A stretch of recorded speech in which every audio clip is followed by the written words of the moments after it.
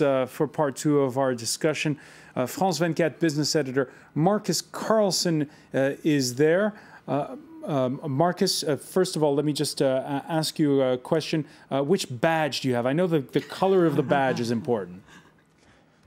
The color of the badge is important. Sometimes you can be under pressure if you're a journalist and you're wearing an orange badge, because that basically means that you can't access the kind of areas that I can access this time around, because I have the pleasure of moderating a debate that we will be broadcasting on France 24 on youth unemployment, and because of that, I have a white badge, which means that I'm a so-called media leader. So there you have it. All right, don't let it go to your head, Marcus. But anyway, it's already done it. It's already gone to my head. All right.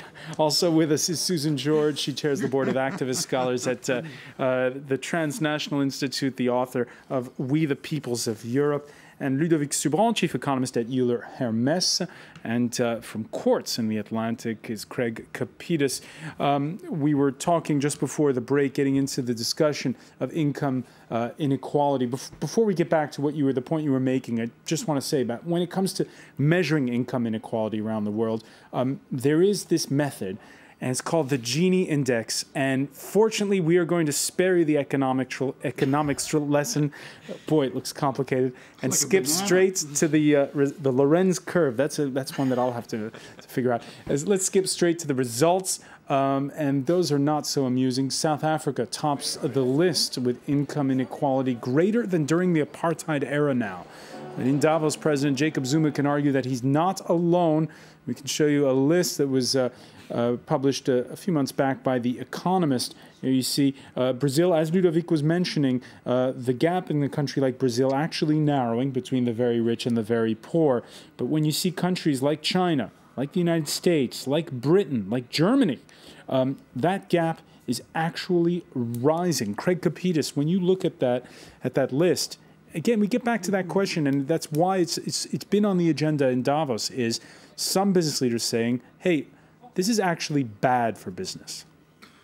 They've been saying that at Davos for the past 20 years. I want you all to get over this idea that this is something new, that we walked in here tonight and we're facing global income inequality. But as you can see with the chart, it's more pressing than ever. Hey, what's 60% versus 80%? Look, for the past 43 years, Klaus Schwab has invited the smartest minds in the world to the World Economic Forum in Davos.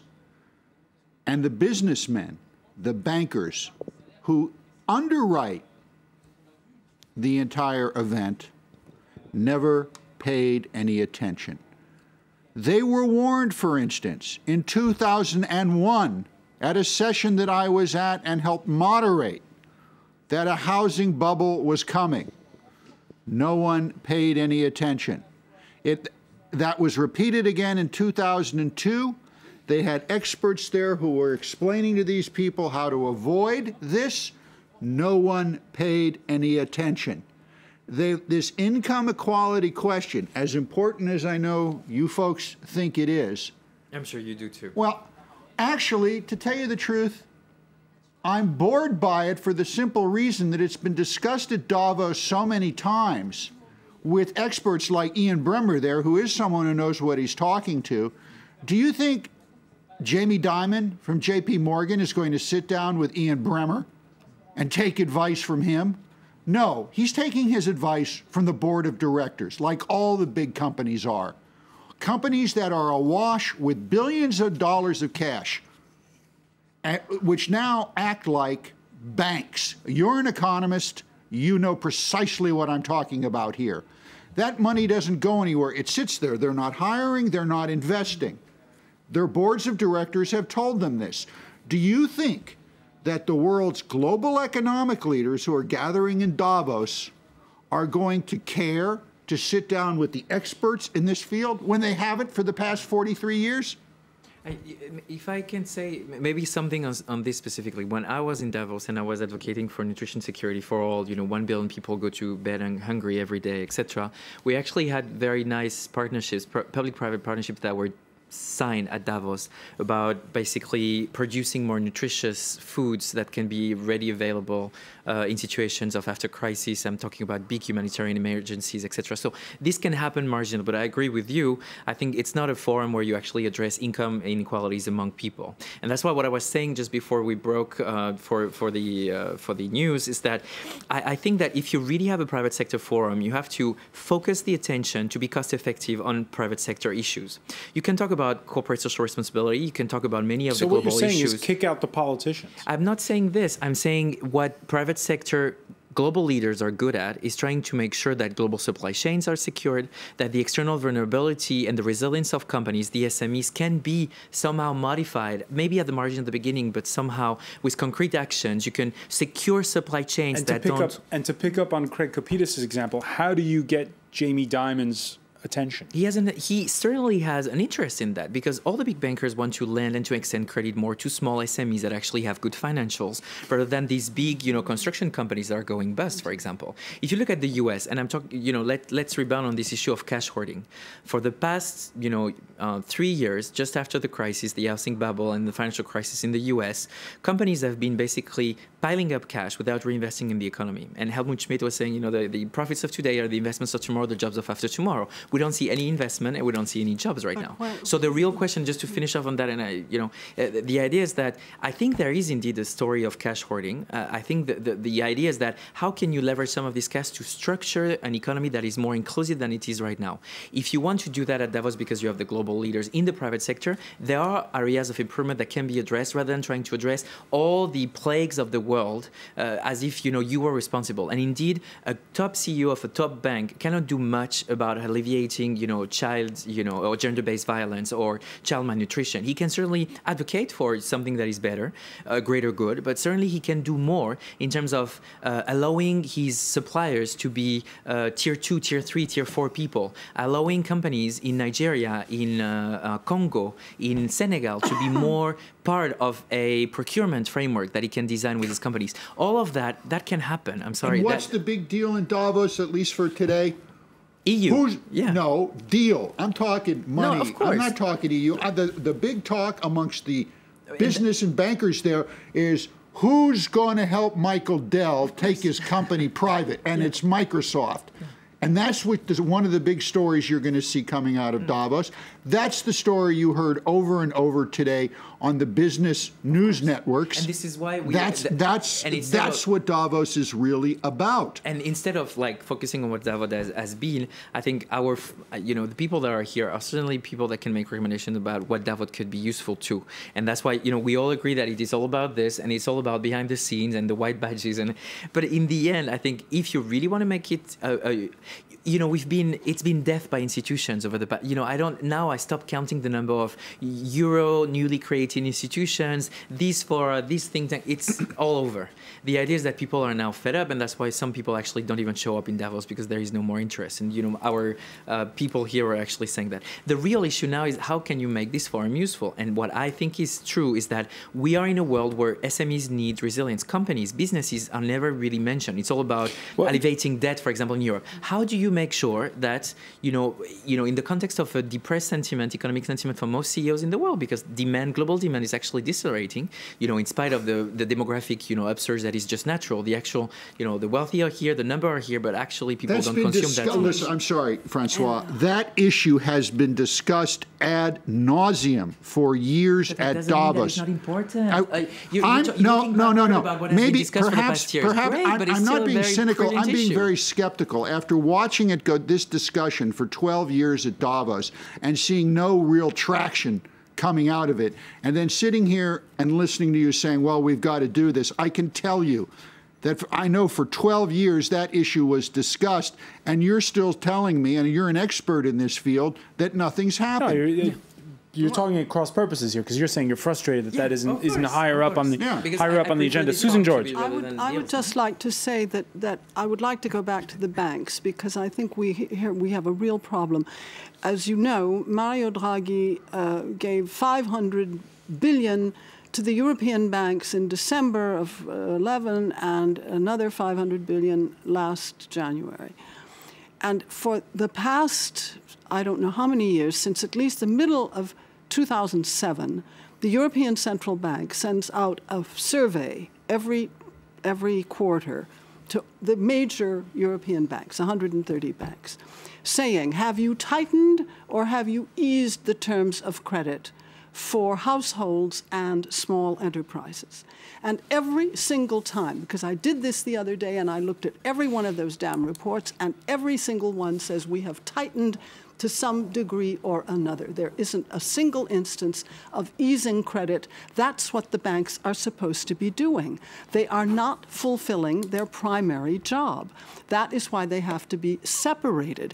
But this is not going to be discussed at Davos either. The Glass-Steagall Act sort of thing is not going to be discussed. Well, let's ask Marcus Carlson. Marcus, is this a talking point where you are? Is Susan George right that it's off the agenda? Well, I didn't imagine myself becoming the defender of the World Economic Forum in this discussion, but you have to give the World Economic Forum some credit because it has put global disparities and income gaps at the top of their agenda when it comes to global risks. The World Economic Forum just a few weeks ago did come out with a report specifying what it believed are the major risks looking ahead for the global economy, and income gaps is right at the top of that list. Sure, it's very difficult to go from word to action, and that is why we must watch business leaders and political leaders very, very closely during this week, and certainly I'm hoping to be part of that. But you have to at least give them the credit because they are putting it on the agenda. Is there going to be action? I don't know. And you mentioned business leaders and politicians in the same breath, and this is where, Craig, I think this go to Davos. Why do they go to Davos? They go to get that year's neoliberal consensus. They want to know. Marcus has brought up Marcus has brought up an important point. Davos does a lot of good. Their stuff on science is first rate, ahead of the curve. Very few of the businessmen go to this. A lot of the culture stuff there is really far-reaching. Technology, fantastic. It's this issue. Marcus is saying, and they should be applauded. Klaus Schwab should be applauded for bringing these people together. But you see what Marcus is saying, where he falls into the Davosian trap, which a lot of us do, is the headline is, well, this is at the top of the agenda. But hang on, it's Craig, been there. Craig, the thing is that we saw it in the campaign in the United States. Yeah. And we've seen it in the campaign because we had a presidential election in France last year. We did? As well. Income inequality is a talking point, not just in Davos, but in France, in the United States, in the wild world. Soaking the rich is a big talking point. Film star Gérard Depardieu's decision to skip to Belgium and accept a Russian passport, raising the question, what's paying your fair share when you're rich? It's a subject we've debated here. Now, over in Davos, some are clearly nervous, getting back to what you were saying, the neoliberal thinking. Some are clearly nervous that this discussion is coming up more and more, not in Davos, but in the high halls of power. I think there's some very strong messages being sent to government. For example, concerns about regulation is at almost an all-time high. I think there's a message to governments about the whole fiscal responsibility issues around deficits, issues around debt, issues around tax burdens. All of those are impacting the CEO's levels of confidence to really deal with their businesses on a go-forward basis. So, Ludovic Subran, if I understand correctly, is that what they want? He's not singing for the same I thing. mean, I would prefer Susan to talk about this issue than the CEO of PwC. I mean, let's be, and that is saying a lot, isn't it? I feel bad about this guy representing how the world should address income disparity. And that's why, again, to make sure that we bring consensus. So we agree, leaving CEOs alone is not part of the answer. No, I think they should focus on what they could do, and what they could do is fluidify the global business. That's based on the PricewaterhouseCoopers survey they do every year. But let's stop seeing the glass half empty. This discussion is happening. Well, yes, okay, it's happening. I'm a political scientist, but I'm also partly a sociologist. And in one of my books, I've written 16. You were kind enough to mention one. But in one of them, I invent the concept of the Davos class, because I think they really are a social class. The people who go there, mainly the business people, but not only, are part of a nomadic class, which has the same places for holidays, the same schools for their kids. I mean, all the signs of being a class in the classic sense that sociologists use. And they are going to reinforce their notion of our class together. And we are going to be globally right, aren't we? They've always got it wrong. You're absolutely right. They have never seen anything coming. And they don't know how to deal really with any of the issues that are out there, but they go to reinforce their consensus about themselves and about their importance. Schwab over the years, and I've written extensively on this. Schwab over the years has tried to combat that. He really has, and he's been unsuccessful. And once he told me he thought maybe it was the snow that made them that way. and the other... So it means basically when the delegates sit down in a room, it's everyone preaching to the converted?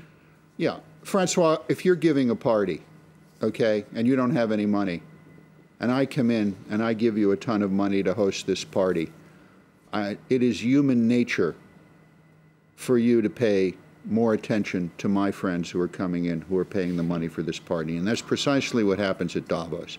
Schwab had for years battled this, where at one point, a couple of years ago, on the issue of housing, not enough housing in the world, the CEOs were more concerned on who was going to get a party room at the Belvedere Hotel, the main hotel. That was the big housing issue in Davos. So corporate executives are known for their excess. They're not good at ratcheting down. And you just have to understand that even though these big corporate firms pay the freight for Davos and bringing in a lot of the other people, that WEF has tried and has failed to get these issues implanted in the minds of the people who actually control the finances. If I can, so that we don't fall into the Davosian trap and we actually don't feed in the buzz about Davos so much. What I think is important about income disparity being on the top of the agenda is to understand why they put it on the top of the agenda. And I think the top risk that people see right now is this global disruption of demand. We all have in mind the Arab Springs, you mentioned that. I think now CEO may actually think that it can be important to think about this global demand because, we can see that there are societal risks almost anywhere. Sub-Saharan Africa, Burkina, a year ago, nobody talks about it anymore because now the attention is on Mali and the extremists, but it was all about people being in the street after a coup. Russian, the Russian youth actually going to the street. China, accountability to the people, the only country that still has a party that is appointed, outside of a global voting system. This idea of, global disparities, not enough food for everyone, no jobs for all the people. Once yet another jobless recovery is actually at the core of people that are in the global dealership, market, global distribution, IT products. They're all kind of worried that, with this income disparity getting out of proportion, there will be more people in the street. But they don't know how to fix it. Exactly. And we're going to have to, unfortunately, leave it there. Fortunately, Marcus Carlson will be bringing us, as he said, that business interview. I want to thank Marcus for joining us from Davos. Ludovic I'll Subran. try not to fall into the Davosian trap. You will. Thank you. Well done, sir. Don't eat the yellow snow. Also, Greg Kapitas and Susan George, thank you for being with us here in the France 24 debate. Thank you. Thank you.